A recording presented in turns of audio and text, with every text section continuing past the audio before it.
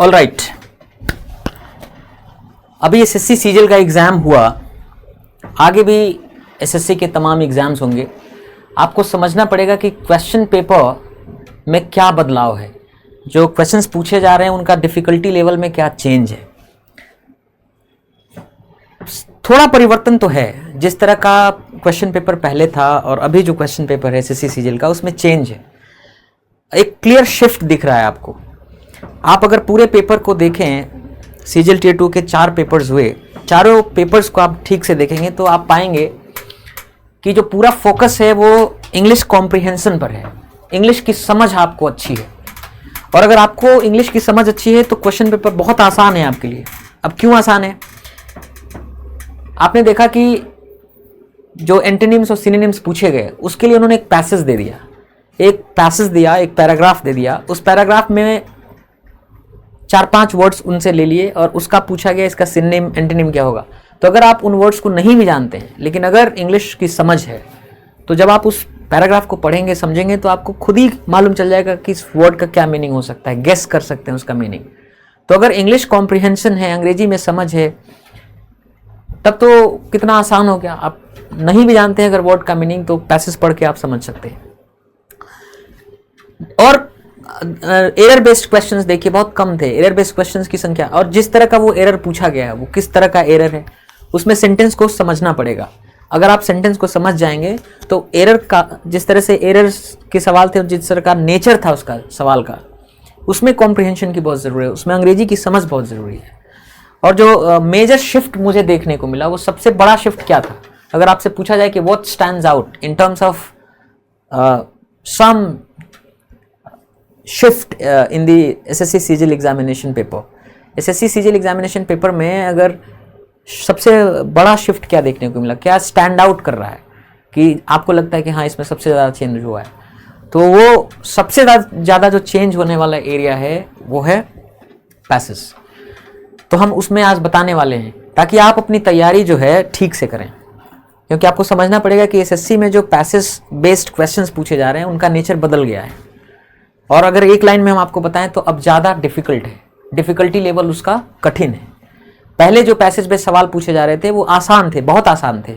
अब जो passage based question पूछे जा रहे हैं उनकी डिफ़िकल्टी लेवल ज़्यादा है, वो ज़्यादा टफ क्वेश्चन है, सीधा ऐसा कहें तो। लेकिन इतना बार कह देने से नहीं बात बनेगा, समझाना पड़ेगा कि आखिर किस तरह से टफ है। आगे आप अपनी तैयारी किस तरह से करें, आप क्या एक्सपेक्ट कर रहे हैं, एसएससी सीजीएल में पैसेज बेस्ड क्वेश्चंस किस तरह के पूछे जाएंगे, ताकि आप अपने आप को उसकी तैयारी कर लिए। तो मैंने आपके लिए ये सब बना लिया है कि आप समझिए कि पैसेज बेस्ड क्वेश्चंस अब किस तरह के पूछे जा रहे हैं, क्यों डिफ़िकल्टी लेवल में कह रहा हूँ बढ़ा हुआ है। तो एग्जाम्पल के लिए मैं आपको दिखाता चल रहा हूँ। आप देखिए ये एक पैसेज है, ठीक है। पैसेज का लेंथ आप देखिए, पैसेज का लेंथ ठीक ठाक है, बहुत बड़ा नहीं है तो बहुत छोटा भी नहीं है, साइज जो है मिड साइज पैसेज है। अब इसमें सवाल जरा देखिएगा, just look at the questions. मैंने सारे सवालों को नहीं लिया है, 4 पेपर्स जो हुए उन चारों पेपर्स में जो पैसेज बेस्ड क्वेश्चंस हैं और ऐसे क्वेश्चन हैं जो थोड़े अलग हैं, जो आपको समझना पड़ेगा कि इस तरह के सवाल पूछे जा रहे हैं, मैंने उन सवालों को ही लिया है। The passage is mainly about, ये पैसेज मेनली किस चीज के बारे में है। अब देखिए क्या है, इसका डायरेक्ट आंसर आपको नहीं मिलेगा, you can't find the direct answer to this question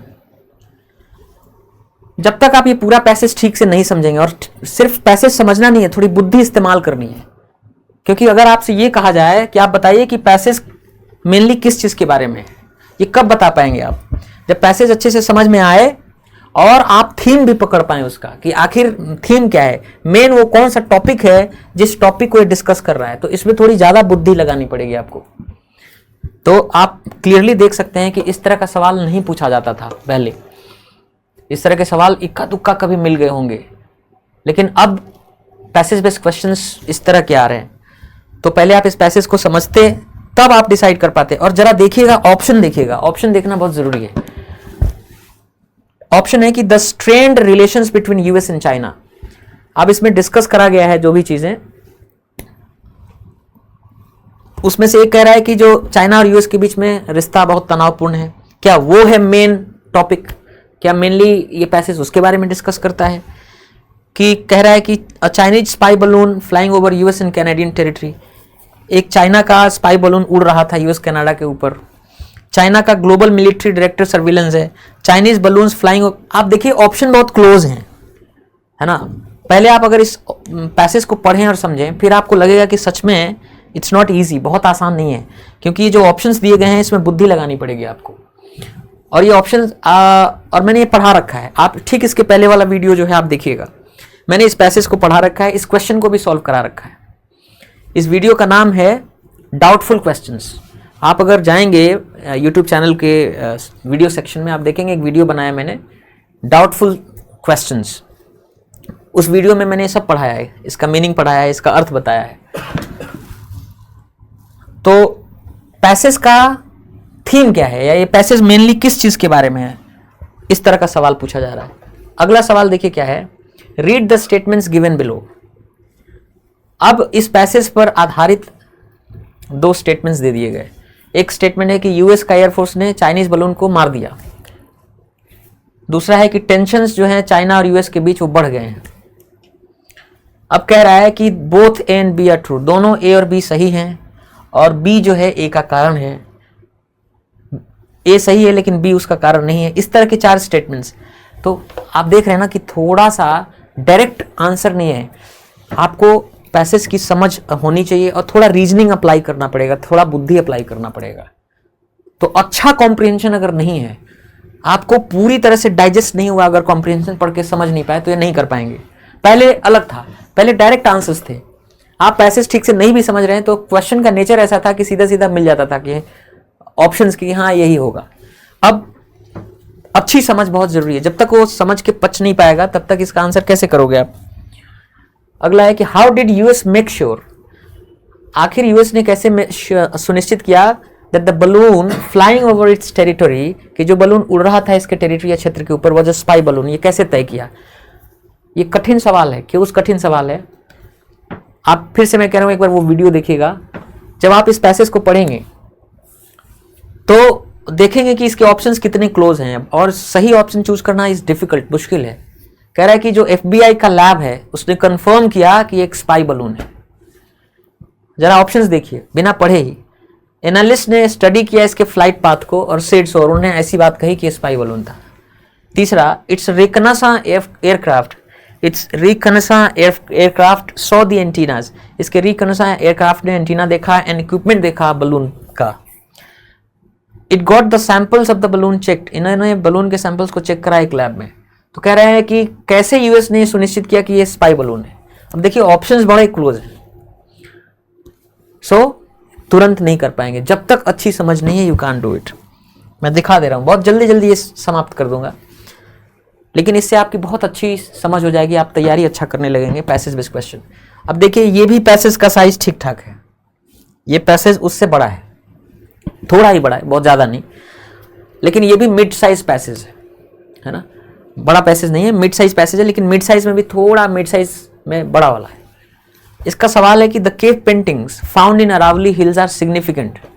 Aravalli hills में जो केव पेंटिंग्स पाए गए हैं वो मुख्यतः हैं, महत्वपूर्ण है, मुख्यतः किस वजह से, because they are the only prehistoric cave paintings, क्योंकि वो एकमात्र प्री हिस्टोरिक केव पेंटिंग्स हैं जो पाए गए हैं अरावली हिल्स में। अब ये जब पैसेज आप पढ़ेंगे तब आपको मालूम चलेगा कि ये ऑप्शंस एक्चुअली क्लोज हैं। ये ऑप्शंस जो है इनमें से सही आंसर चुनना कठिन है, और ये तभी हो पाएगा जब आप बड़े अच्छे से इस पैसेज को समझ पाएं। अगेन सेम चीज मैंने पहले ही बताया कि जब तक आप कॉम्प्रिहेंशन स्किल बहुत अच्छी नहीं है, जब तक पैसेज को अच्छे से नहीं समझेंगे, तब तक इन सवालों का जवाब नहीं देंगे। किस किस तरह के और सवाल पूछे जा रहे हैं, जस्ट लुक एट दैट। तो केव पेंटिंग अरावली में पाया गया वो सिग्निफिकेंट है क्योंकि वो एकमात्र प्री हिस्टोरिक केव पेंटिंग है, प्रागैतिहासिक काल के केव पेंटिंग्स हैं जो अरावली हिल्स में पाए गए हैं। They are found in such a large magnitude, वो इतनी ज्यादा मात्रा में पाए गए हैं for the first time. They have been discovered just outside the national capital Delhi, वो नेशनल कैपिटल दिल्ली के ठीक बाहर पाए गए हैं, इसलिए महत्वपूर्ण है। They depict the evolution from lower to upper palaeolithic period, वो दर्शाते हैं जो सतत परिवर्तन हुआ है लोअर से अपर पेलियोलिथिक पीरियड तक उसके। तो कौन सा कारण है मेनली जिसकी वजह से ये सिग्निफिकेंट है पेंटिंग्स? इसका आंसर कठिन है, आप पैसेज पढ़ेंगे, मैंने पढ़ाया भी है, इसका आंसर भी कराया जो पहले वीडियो बता रहा था, आप देख सकते हैं।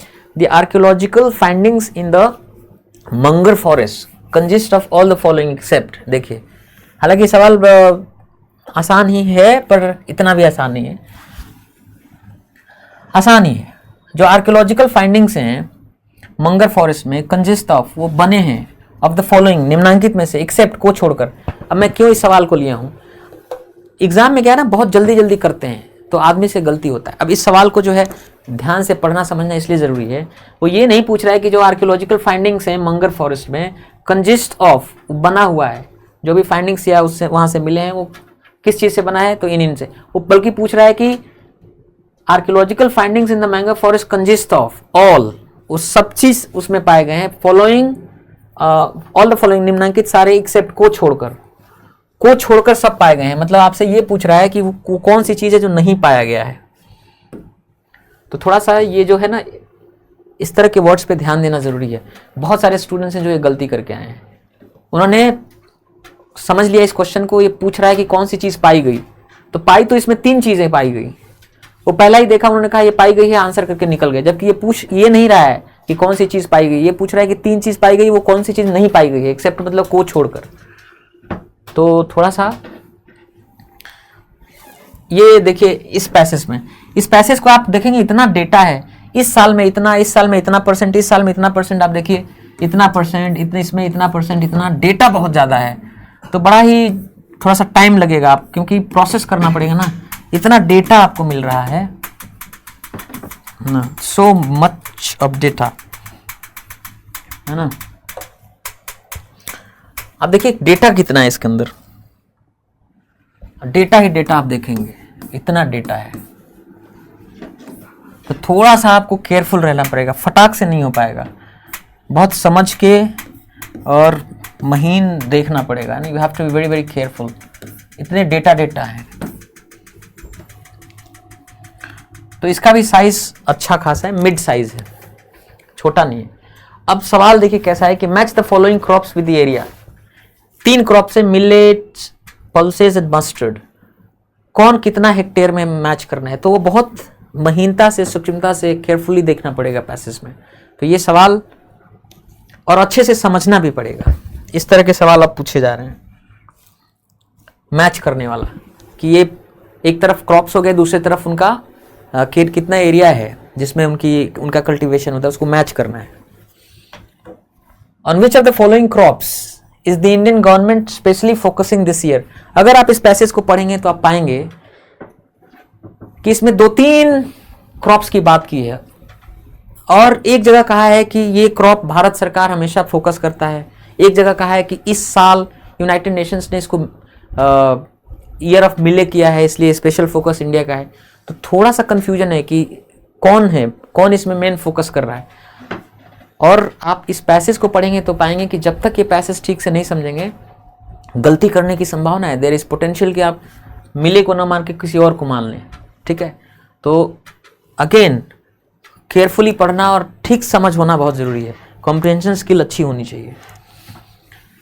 The main theme of the passage, देखिए जिस तरह से एक बार और पीछे हमने देखा, उसमें पूछा था कि ये पैसेज मेनली किस चीज़ के बारे में। तो जब आपसे पूछा जाए कि पैसेज मेनली किस चीज़ के बारे में, मतलब आपसे थीम पूछा जा रहा है। सेम क्वेश्चन यहाँ पे भी है कि इस पैसेज का थीम क्या है, वो मेन टॉपिक या बिंदु क्या है जिस पर ये पैसेज लिखा गया है। और ऑप्शन देखने की बात है, ऑप्शन क्लोज हैं, ये नहीं कि बहुत, अगर आप इस पैसेज को पढ़ें तो आप देखेंगे ऑप्शन बहुत क्लोज हैं, it's really difficult to choose. Increase in the area of rabi crops में जो बढ़ोतरी हुई, area under rabi crop, increase in the production of pulses, increase in the area of oil seeds. तो ये भी नहीं है कि ऑप्शंस जो हैं दूर दूर हैं तो ईजिली आप आइडेंटिफाई कर सकते हैं कि नहीं यही होगा। तो careful reading and better understanding, comprehension skill अच्छी खासी होनी जरूरी है इन सवालों के लिए। एक और देखिए, इसका भी साइज देखिए आप, तो नहीं, ये बहुत छोटा पैसेज है, इसका साइज तो बहुत छोटा है। देखिए, लेकिन साइज छोटा है पैसेज का, लेकिन सवाल आसान नहीं है, सवाल कठिन है। Questions are difficult. How, you can just see. लिखा है कि द ऑथ क्या है, select the most appropriate fact from the given options. दिए हुए ऑप्शंस में जो सबसे उचित फैक्ट है। अब फैक्ट क्या है कि author and grandma lived for 20 years. आप, ये बड़ा रीजनिंग था, इसमें बहुत गलती हुआ है, इसमें बहुत सारी गलतियां हुई हैं। ऑथर और ग्रैंडमा रहती थी 20 साल से एक साथ, ग्रैंडमा 20 की थी, ऑथर जो है 20 साल का था जब ग्रैंडमा मरी, ऑथर जो है 20 साल का था जब उसने स्टोरी लिखी। आप देखिए कितने मतलब आप इस पैसेज को पढ़ेंगे, क्लियर नहीं समझ में आ रहा है कि एक्चुअली ऑथर कितने वर्ष का था, या उसकी दादी मरी कि नहीं, दादी मरी तो कितने साल का था। तो देखने में छोटा है, बट जो ऑप्शंस का नेचर है बहुत like it's very difficult to identify the right answer. तो फिर से वही कॉम्प्रिहेंशन स्किल अच्छी होनी चाहिए, इसमें बहुत अच्छा समझ होना चाहिए। एप्रोप्रिएट टाइटल देखिए, फिर से वही सवाल, ये पैसेज मेनली किस टॉपिक के बारे में है, इस पैसेज का थीम क्या है, या इस पैसेज का एप्रोप्रिएट टाइटल क्या हो सकता है। तो जाहिर सी बात है एप्रोप्रिएट टाइटल का मतलब है कि थीम बताना है, आपको बताना है कि मेनली किस टॉपिक के बारे में है पैसेज। और ऑप्शंस देखिए आप, सॉरी, और आप ऑप्शंस देखिए, ऑप्शंस भी बहुत दूर दूर नहीं है। The grandchildren, my grandfather, grandmothers, my grandmother, you can see the options are so close, so it's not like very easy that you just look at the options and you choose the right answer. It's not gonna happen that way. आपको दिमाग लगाना ही पड़ेगा कि हम क्या करें, क्योंकि सारे ऑप्शंस एक जैसे हैं, grandchildren, grandmother, grandfather, grandmothers. Select the most appropriate antonym of the given word. अच्छा ये तो आसान था, ये नहीं है। अब देखिए ये सवाल, select the most appropriate inference drawn from the passage. अब ये सवाल का अर्थ क्या है, सबसे उचित, मोस्ट अप्रोप्रिएट इन्फ्रेंस, सबसे उचित इन्फ्रेंस का मतलब होता है अर्थ लगाना। तो कौन सा इंपॉर्टेंट इन्फ्रेंस है जो ड्रॉ कर सकते हैं, निकाल सकते हैं फ्रॉम द पैसेज। आप समझिए ये डायरेक्ट फैक्ट बेस्ड क्वेश्चन नहीं है, आपको पूरा पैसेज समझना पड़ेगा, और जो ये ऑप्शंस दिए गए हैं वो सीधा सीधा उसमें लिखे भी नहीं गए हैं। समझना कि क्या ऐसा इन्फ्रेंस है जो आप ड्रॉ कर सकते हैं, और उसमें भी मोस्ट अप्रोप्रिएट इन्फ्रेंस बताना है। हो सकता है कि इसमें 3-4 इन्फ्रेंसेस निकाल सकते हैं, अर्थ निकाल सकते हैं, लेकिन उसमें भी मोस्ट इंपॉर्टेंट इन्फ्रेंस क्या है वो बताना है आपको। तो जब तक पैसेज की अच्छी समझ नहीं है, आप कैसे तय कर पाएंगे कि कौन सा है जो सबसे मोस्ट इंपॉर्टेंट इन्फ्रेंस है उस पैसेज के अंदर। ऑप्शन पे जरा एक बार ध्यान देखें, the author looked upon his grandmother as an old woman like every grandmother. Author अपने ग्रैंड मदर को देखता था एक बुढ़िया या बूढ़ी औरत की तरह, लाइक एवरी ग्रैंड मदर, जैसा कि हर ग्रैंड मदर होती हैं। People said that the grand mother was pretty, लोग कहते थे दादी सुंदर थी। ग्रैंड मदर हैड हस्बैंड, उनके हस्बैंड थे ग्रैंड मदर। तो इसमें दो, आप जब पैसेज पढ़ेंगे तो आपको मालूम चलेगा, छोटा पैसेज है लेकिन इसमें कोई क्लियर इन्फॉर्मेशन नहीं है, चारों में से कोई क्लियर इन्फॉर्मेशन नहीं है, और चारों के चारों इन्फ्रेंसेस हैं, मतलब चारों बातें उस पैसेज से निकल रही हैं, अर्थ निकाल सकते हैं। लेकिन मोस्ट इंपॉर्टेंट क्या है, actually it was a difficult question. अब अगला पैसेज देखिए, इसकी भी लेंथ आप देखेंगे तो लंबा है, ये लंबा है, सबसे लंबा है। जो भी पैसेज अब तक देखे हैं उसमें ये कह सकते हैं अच्छा साइज है, बड़ा पैसेज है। तो पैसेज साइज बहुत अच्छा है, इसका बड़ा है। अब फिर से कह रहा है अप्रोप्रिएट टाइटल बताइए। अब टाइटल सीधे सीधे आप पैसेज देख के थोड़ी कर सकते हैं, दिमाग और बुद्धि लगाना पड़ेगा, पैसेज पूरा समझ के अर्थ ना समझना पड़ेगा। So when you read the passage and understand the whole passage, only then can you apply your mind. तभी आप अपना अप्लाई कर सकते हैं माइंड कि आखिर क्या उचित टाइटल होगा। टाइटल मतलब थीम, क्या है मेन टॉपिक जिसके बारे में ये है। और ऑप्शन भी देखिए क्लोज हैं, वॉर एंड डिस्ट्रक्शन। आप अगर इस पैसेज को पढ़ें, मैंने पढ़ाया हुआ है, मैंने कहा वो वीडियो जाके देख लीजिएगा, ये सवाल मैंने कराए हुए हैं। कौन सा वीडियो देखना है, डाउटफुल क्वेश्चंस करके एक वीडियो है यूट्यूब पर, देख सकते हैं। आप पाएंगे कि ये बहुत मुश्किल है इसमें से, क्योंकि चारों ही थीम लग रहे हैं। ये चारों ऐसे टॉपिक्स हैं जिनके बारे में पैसेज लग रहा है कि है। वॉर और डिस्ट्रक्शन के बारे में भी है, डेथ हुआ हिरोशिमा में उसके बारे में भी है, आइंस्टीन और उनका वायलिन इसके बारे में भी है, एटम बॉम्ब्स के भी बारे में है। अब आपको कह रहा है कि एप्रोप्रिएट टाइटल, तो all the 4 topics are related to the passage, but आपको कौन मेन है ये चूज करना है। ठीक है, it was a difficult question. तो ये सारे मैं करवा देता यहाँ, लेकिन चूंकि ऑलरेडी करवा चुका हूँ इसलिए मैं इनको करवा नहीं रहा हूँ क्वेश्चंस को। आप जाके वीडियो देख लीजिएगा, सारे करवाए हुए हैं मैंने। What is the central theme, फिर से देखिए, what is the central theme of the passage, main theme क्या है पैसेज का। अब ये क्वेश्चन का आंसर अगेन जब तक पूरा नहीं पढ़ेंगे, पूरा समझेंगे नहीं, पूरा कैसे समझ में आएगा। ऑप्शन को जरा देखिए, आइंस्टीन और उनका जीवन, एटॉमिक वॉर और इसके कॉन्सिक्वेंसेस क्या हैं, परिणाम, आइंस्टीन और उनका जो प्रेम है म्यूजिक के लिए, साइंस और उसका बैड साइड क्या है। आप इस पैसेज को पढ़िए, आपको मालूम चलेगा। बहुत मुश्किल था, लोगों ने खूब गलत किए हैं, लोगों ने बहुत गलत किए हैं इस सवाल को। ये बहुत मुश्किल था कि सेंट्रल थीम पहचानना, क्योंकि इतने करीब करीब हैं। पैसेज पढ़ने के बाद आपको मालूम चलेगा कि सारे थीम उचित लग रहे हैं। अब उसमें से एक मेन सेंट्रल थीम चुनना वॉज नॉट ईजी। सो पूरा कॉम्प्रिहेंशन स्किल पे बेस्ड था। अगर आप देखें तो सेट के कई सारे मतलब थे, लेकिन सेट का क्या मीनिंग था पैसेज में, किस अर्थ में सेट का यूज किया गया था, उस मीनिंग को देखते हुए क्या एंटोनिम हो सकता है वो था। हालांकि ये इजी था। अब अगला पैसेज देखें तो देखिए इसमें भी बहुत माइन्यूट डिटेल्स हैं, है ना। इसरो कौन कौन सा लॉन्च हुआ, कितने बजे लॉन्च हुआ, ये कौन सा अलग अलग सैटेलाइट है ना। तो जिसमें बहुत माइन्यूट डिटेल्स होते हैं ना, कितना डायमीटर था, कितना टॉल था, वगैरह वगैरह। तो उसमें बड़े ही डिटेल्स हैं, माइन्यूट डिटेल्स। हालांकि इसका साइज भी मिड साइज है। Match the satellites. अब देखिए सवाल, एक तरफ सैटेलाइट लिखे हुए हैं, उनका दूसरा तरफ वेट लिखा हुआ है। तो चूंकि अंदर डिटेल्स बहुत हैं, अलग अलग सैटेलाइट्स का नाम, उनके वेट्स और डिस्क्रिप्शंस दिए हुए हैं, तो एकदम तुरंत से नहीं कर सकते हैं आप। इतना सीधा सीधा डायरेक्ट क्वेश्चन नहीं है। पूरा पैसेज को फिर से स्कैन करके देखना पड़ेगा, हर सैटेलाइट्स के बारे में जानना पड़ेगा, और उसके वेट को देख करके फिर सही से टैली करना पड़ेगा। तो पहले जिस तरह से पैसेज बेस्ड क्वेश्चंस थे, जाहिर सी बात है ऐसा नहीं था। पहले सीधे क्वेश्चंस होते थे, फैक्ट बेस्ड, फैक्चुअल क्वेश्चंस होते थे। एक क्वेश्चन और सीधा सीधा आप उसका आंसर पैसेज में देखेंगे, बट दैट हैज चेंज्ड। लेकिन अब बदल गया है। अब इस तरह का क्वेश्चन पेपर हो गया है कि जिसका इंग्लिश आता है, मीडियम जिसका इंग्लिश है, या जिसने अपने रीडिंग से, लिसनिंग से अंग्रेजी अच्छी कर ली, कॉम्प्रिहेंशन स्किल अच्छा हो गया, उसके लिए पेपर बहुत आसान हो गया। और जो लोग ग्रामर पढ़ के रूल रटते हैं, शब्द रटते हैं, उनके लिए मुश्किल है, वो कम रह जाएंगे, है ना। क्योंकि ये ग्रामर रूल रटने का कोई मतलब नहीं है। अब पहले भी मतलब नहीं था, लेकिन लोग भ्रम में रहते हैं, सही गाइडेंस नहीं होता। उनको लगता है इंग्लिश पढ़ने का मतलब ग्रामर रूल रटना होता है। What is the passage mainly about? Again, you see the same question. What is the passage mainly about? ये passage mainly किस चीज के बारे में है? तो ये जब तक comprehension के लिए जो दिया गया पैसेज है नहीं पढ़ेंगे, अच्छे से नहीं समझ में आएगा, तब और फिर बुद्धि भी अप्लाई करना है कि उस पैसेज में बहुत बातें दी गई हैं, लेकिन मेन कौन सा टॉपिक है जिसके बारे में पैसेज है, ये जब तक अच्छे से समझ नहीं आएगा, डाइजेस्ट नहीं होगा, बुद्धि नहीं लगाएंगे, कैसे होगा। तो आसान क्वेश्चन है, पहले के मुकाबले आसान नहीं है, पहले से डिफिकल्ट है। कॉम्प्रिहेंशन स्किल बेस्ड क्वेश्चन है।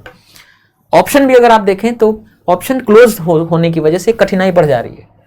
आप देखिए, new experiments on satellites, satellites पे जो नए एक्सपेरिमेंट्स हुए हैं इसरो द्वारा, launch of 3 small satellites, development of SSLV rocket, efforts to cut cost of satellites. You see the options are very close. So when the options are very close, the difficulty level goes up automatically. अपने आप उसकी कठिनाई बढ़ जाती है। अब देखिए, after reading the passage, इस पैसेज को पढ़ने के बाद, इट कैन बी इन्फर्ड, ये अर्थ निकाला जा सकता है। तो अर्थ तो बहुत कुछ निकाला जा सकता है। क्या? That it is a government release, ये सरकार द्वारा एक जारी की गया विज्ञप्ति है, या कि न्यूज आइटम है, कि मैगजीन का आर्टिकल है, कि एडिटोरियल है। अब देखिए, तो आपको यह भी मालूम होना चाहिए कि गवर्नमेंट रिलीज कैसा होता है, न्यूज आइटम कैसा होता है, मैगजीन आर्टिकल कैसा होता है, एडिटोरियल कैसा होता है। तो आप अच्छे खासे रीडर हैं, आपको पढ़ने की आदत है, अलग अलग चीजें, ठीक ठाक रीडर हैं, अपने समय दिया है रीडिंग को, तभी तो अलग अलग चीजों का नेचर समझ पाएंगे आप कि गवर्नमेंट रिलीज कैसा होगा, न्यूज आइटम कैसा होगा। तो कॉम्प्रिहेंशन स्किल बहुत अच्छी कर लीजिए और आदत डालिए रीडिंग करने की। मैं आपके साथ रहूंगा, मैं पूरी मदद करूंगा। मैं यूट्यूब पर वीडियो लेके आऊंगा जिसमें इसी तरह के सवाल रहेंगे, कोई नहीं कराएगा, आप देखिएगा, मैं कराऊंगा, है ना। तो जहां कोई कुछ नहीं करता है वहां मैं आ जाता हूं, अब बाकी सोया रहता हूं। So when there are important things when nobody is helping you out, I am there, मैं वहाँ पे रहता हूँ, रहूँगा। लेकिन मुझे रेगुलर रहना है, अब रेगुलर रहना है, मैं ऑफलोड करके आ रहा हूँ और रेगुलरली आपको बताऊँगा। तो क्या इन्फर किया जा सकता है कि ये गवर्नमेंट रिलीज है कि न्यूज़ आइटम है कि मैगजीन है, अच्छी समझ होनी चाहिए तभी हो पाएगी। और अलग अलग चीज़ आप पढ़ते हो, रीडिंग अच्छी खासी हो तो समझ पाएंगे। फिर देखिए इसमें बहुत डेटा है ना, अलग अलग कंट्री के नाम हैं, अफ्रीकन, एशियन, ये वो, फलाना डेट, इतना परसेंट, इतना परसेंट, इतना डॉलर, इतना मीट्रिक टन, इतना मिलियन टन, इतना मिलियन टन, इतना मिलियन टन, इतना बढ़ के इतना हो गया, इतना परसेंट बढ़ गया। जब इस तरह बहुत डिटेल्स होते हैं ना कि इतना परसेंट इसमें, इस साल में इतना परसेंट, इस साल में इतना, तो जाहिर सी बात है कि इन्फॉर्मेशन ज़्यादा हो जाता है, डिटेल्स ज़्यादा हो जाते हैं। फिर उनको केयरफुली समझना, देखना पड़ता है आंसर करते हुए। इतने कंट्रीज़ के नाम हैं, अलग अलग साल में अलग अलग मीट्रिक टन, परसेंटेज, मनी, ये सब आया। So what is the estimate of rice export in the year 2021? Estimate मतलब आकलन क्या है कि राइस एक्सपोर्ट का, चावल के निर्यात का 2021-22 में। इसका सीधा आंसर नहीं दिया हुआ था आपको। 21-22 में राइस एक्सपोर्ट का कितना एस्टीमेट है आपको निकालना था, है ना। दो डेटा देख करके उसमें से डिडक्ट करके निकालना था। तो उसमें सीधा फैक्चुअल बेस्ड क्वेश्चन नहीं है, आपको बुद्धि लगा करके आपको आंसर डिराइव करना है, आंसर निकालना है। Which of the following questions can not be answered? अच्छा ये सवाल देखिए, कह रहा है कि निम्नांकित क्वेश्चंस में से कौन सा है जिसका उत्तर नहीं दिया जा सकता on the basis of the above passage, above passage के ऊपर। यानी ये क्वेश्चंस हैं 4, इसमें से कौन सा ऐसा क्वेश्चन है जिसका उत्तर नहीं है पैसेज में, जिसका उत्तर नहीं दिया जा सकता ये पैसेज के आधार पर। तो एक तो इतने सारे डिटेल्स थे इसमें, इस साल में इतना मीट्रिक टन, इतना परसेंटेज, इतना डॉलर, ये वो, तो इतना सारा डिटेल है। उसमें भी डिटेल में आपसे क्या पूछा जा रहा है कि कौन सा ऐसा चीज है जो उसमें नहीं है। तो जानते हैं समय लेने वाला चीज है, इस पैसेज को आपको ठीक से पढ़ना पड़ेगा केयरफुली और समझना पड़ेगा कि इसमें कौन ऐसा सवाल है जिसका आंसर। बहुत लोग गलती किए हैं, ये ऐसे सवाल हैं जो मैंने वीडियो में डिस्कस किए थे जिसको लेकर बहुत परेशानी थी। कोई ना कोई गलत किया था, उसको लग रहा था मेरा आंसर सही है, एसएससी का आंसर गलत है, इसलिए मैंने डाउटफुल क्वेश्चंस करके इनको डिस्कस भी करा था। तो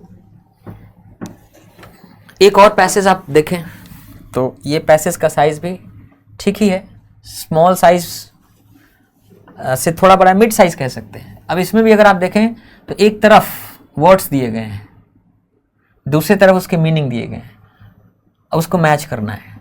तो एकदम सीधे नहीं कि इसका ये बताइए, इसका ये बताइए, आपको इधर दिया गया सही से मैच करना है। तो केयरफुल रहना है, बुद्धि अप्लाई करनी पड़ेगी। The passage highlights all the following. हाँ ये सवाल देखिए, ये पैसेज हाईलाइट करता है ऑल द फॉलोइंग, सारे को, एक्सेप्ट को छोड़कर। तो कहने का अर्थ कि 3 चीज़ है जिसको हाईलाइट करता है, एक चीज़ है जिसको हाईलाइट नहीं करता है। और अगर आप देखेंगे तो ये चारों चीज़ों के बारे में इस पैसेज में बात करी गई है, लेकिन आपको समझना पड़ेगा कि चारों चीज़ों के बारे में बात तो की गई है लेकिन हाईलाइट नहीं किया, मतलब उस पर ज़्यादा बात नहीं की गई है, वो कौन सा है। तो अच्छी समझ जरूरी है पैसेज की, केयरफुली समझना जरूरी है, बुद्धि अप्लाई करना पड़ेगा, एक स्टेप और जाके बुद्धि अप्लाई करना पड़ेगा ये देखने के लिए कि बात तो चारों की हुई है लेकिन वो कौन सी चीज़ है जिसको हाईलाइट नहीं किया गया, बहुत बात नहीं की गई उसके ऊपर, बहुत जोर नहीं दिया गया। तो why is the international aid much lesser? International aid बहुत कम है सीरिया में टर्की के मुकाबले।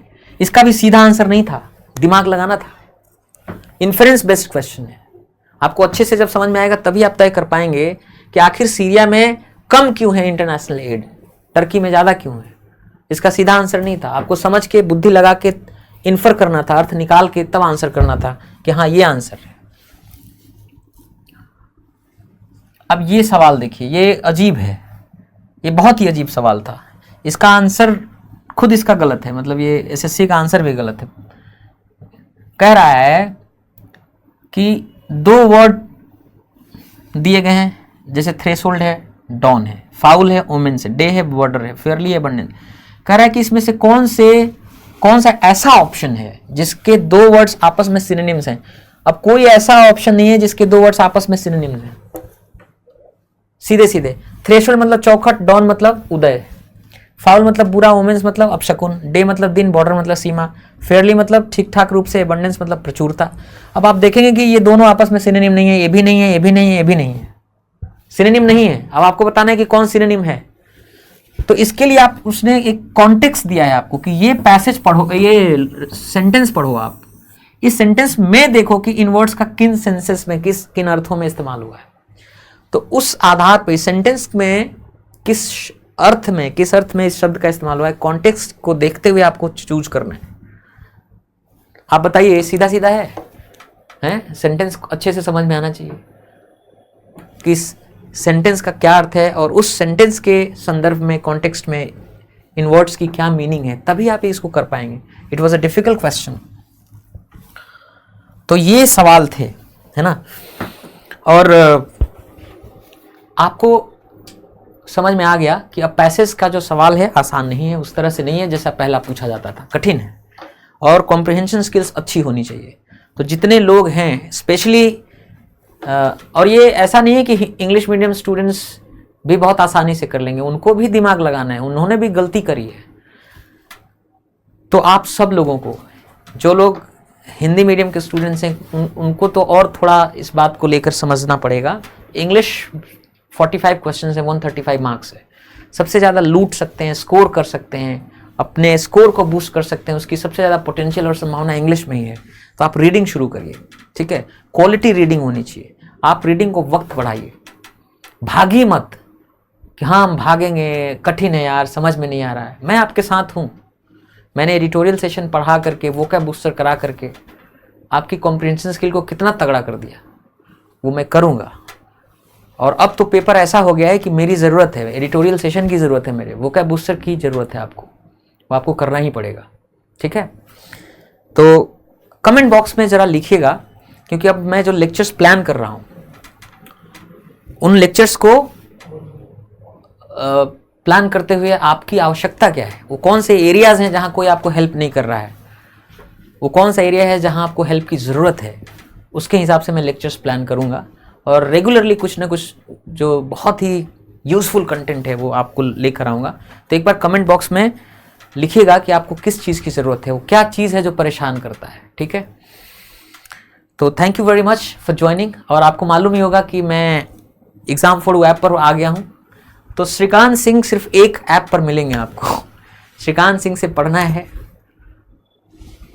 तो आपको ये ऐप डाउनलोड करना पड़ेगा, एग्ज़ाम4डू। और ये ऐप आप ही का ऐप है भाई, मेरा ऐप है, आपका ऐप है, या आप मेरे हैं, मेरा ऐप है तो आपका भी ऐप है।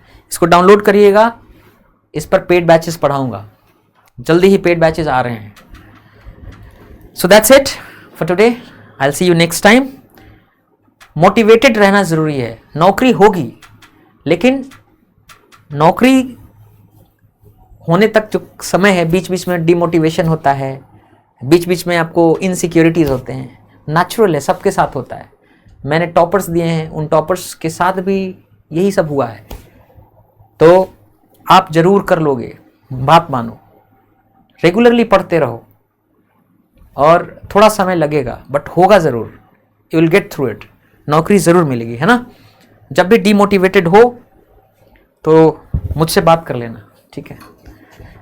मैंने आज तक किसी को असफल होते हुए नहीं देखा है, मैदान छोड़ के भागते देखा है। तो आप असफल नहीं होंगे, नौकरी मिलेगी, that's guaranteed. So I will see you next time, till then take care of yourself, bye bye. Comment box में बताना आप क्या चाहते हो पढ़ना।